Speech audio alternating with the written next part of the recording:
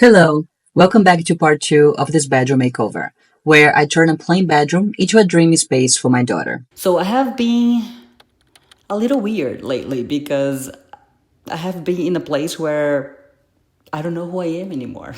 So in the past few months, I have been searching and going like obsessed over some shiplap door. Anyway, so I have been looking, saving everything on Pinterest is where I normally do my research and stuff. And I have been collecting so many different types of doors. And I'm like, you know what? What if I decide to add something fun in this house? First, because I actually don't like the door that we have. We have like so many doors in this house. Okay, if I'm going to be staring at my doors every day, why not make fun? So I went to the Home Depot website and I saw that they sell that in many different colors. None of the colors that I would probably choose, but each door costs $700. So I'm like, okay, I'm not so obsessed about shiplap doors that much. But what if I do myself? We're going to dupe a $700 door and we're going to make with less than $100. In the end of this video, I will share the cost breakdown and maybe you can, decide to do for yourself. But because I'm only doing this for the interior doors, okay, so just the doors that leads to the bedrooms, the bathrooms, for things like this. But for the exterior door that has, the windows and things like that, anything that goes to the exterior, I'm not planning on painting green. So, but we get there when you get there, right? Let's get started. This is my door. I have 2 in this bedroom, and we have so many doors in this house that I think it's just not my style to have so many of them. I want a trimless door, so I started removing the trim so I could make seamless. When I removed the trim, I found a few gaps, and this is what I'm using to fill those gaps. It's called Behr Rod Foam. After I fill the gaps, I add some drywall tape, I add some mud, and it took me about 3 coats of mud sanding in between.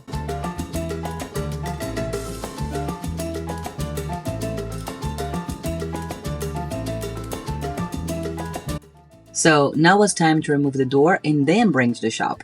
After I lay on my workbench, I cleaned and was time to start cutting the panel. You can find a few options of shiplap at Home Depot, and the most used one is this one here that costs $30 per panel.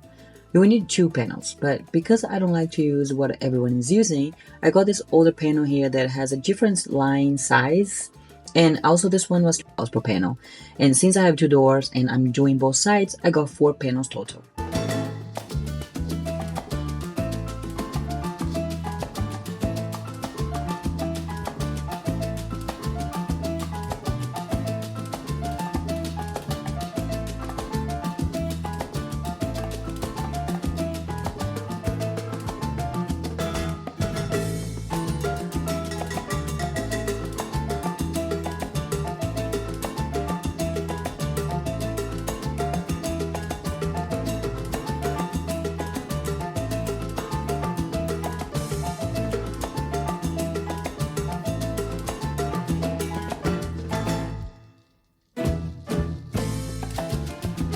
Here I am working on the second door, which is the bathroom door.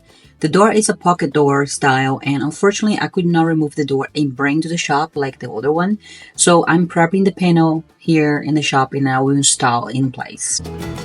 So I was able to do this. I was able to cut all the pieces, install, glue, fill all the holes with mud and the sides. I didn't put mud on the top and the bottom because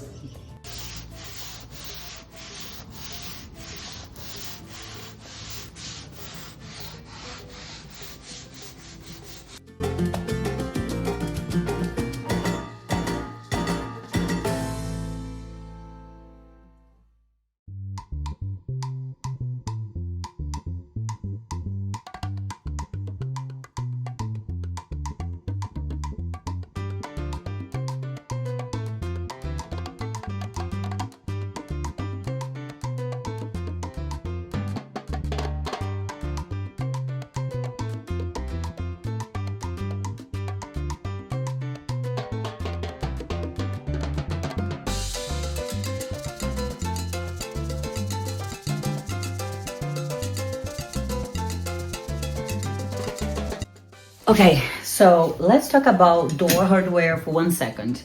I have been online looking for hardware for the doors to replace, and I'm having a hard time because so all the doors, knobs and hinges, ceiling fan, lights, everything is super gold, like super gold.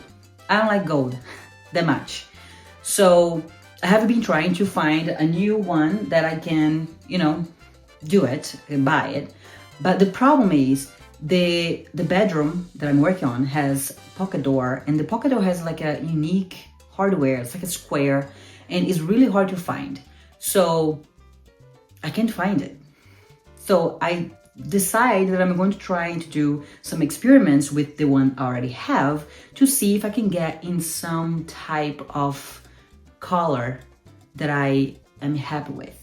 I have three options. Number one is just paint black. Option two is trying to age. And that's what we're going to be doing first. My first experiment was with simple vinegar. I saw a few people using, and I wanted to try this one first since it's the cheapest option, but let me tell you, did not work at all. My second experiment was using the brass aging solution. This bottle cost $75. The solution kind of worked, definitely changed the color. The only problem was the inconsistency. Some parts came out great, but some other parts didn't. So it was very blotchy, and I thought that would bother me for the rest of my life. I was about to go online and start looking for actual new ones until I decided to try one more last thing. So the reason why I wanted to try to work with my own hardware is because the pocket door has a unique hardware that I knew would be a challenge to find. So the next part was the spray painting experiment. So at first, like you see here, it's very blotchy. I don't know if you can tell, but I started with the primer. And then after I add the primer, I found this color at the store. It's kind of like a antique brass style that I think would work very well because the facade of the kitchen is like black with copper, the details. So I think that would tie together very well for the interior doors.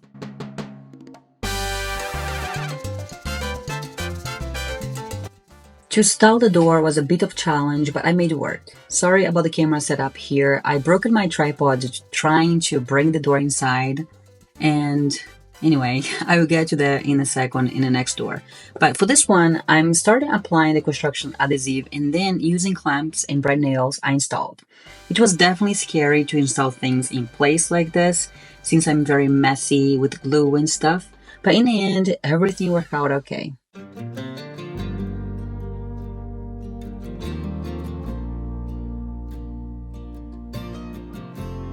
For the other door, the installation didn't change. The hinges fit in the same place, except for the trim around the door on the outside. So I removed that while the door was already installed. Then I closed the door and installed against the door. And I had to do some touch-ups because I dropped the door. But in the end, looks great.